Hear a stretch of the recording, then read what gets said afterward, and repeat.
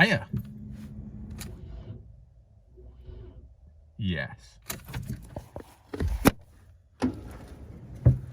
And so, as you can see before us, we have a lovely Fiat Punto 1.2 with a flat battery.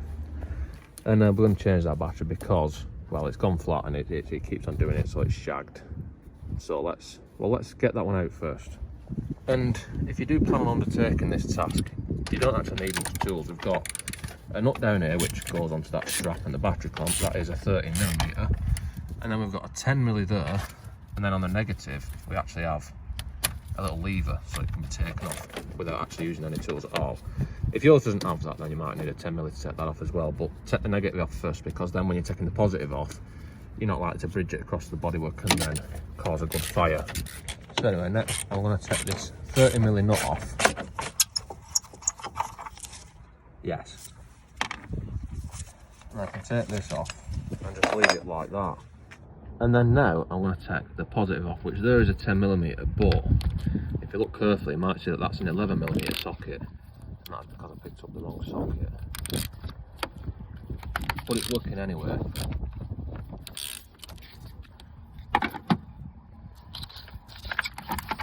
Yes. And now we are ready to carefully remove this battery. And now that I've placed it carefully on the floor next to the new battery, we can see that there is actually a difference. That's an 063, that's a 202. This is slightly bigger and cheaper. So it's a cheaper alternative and it's going to do the same job. And I think it's at least as powerful as that, if not a bit more powerful. So let's fit that one where that one come from. And if we look at the battery tray, we can see that it is actually big enough to fit it, but we need to take that out first. And now this should fit, because this battery tray will be big enough to fit different batteries in it for like diesel models and stuff.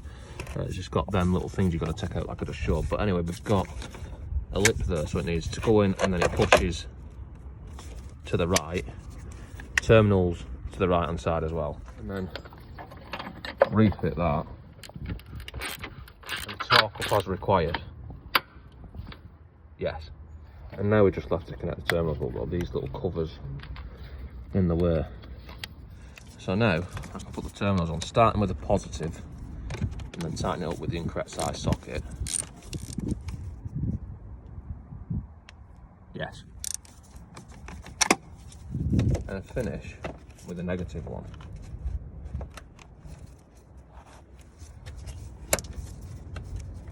Fuck it, that'll do. And these ain't going to cover anything up, so I might as well just get rid of them. Yes. And now, yes.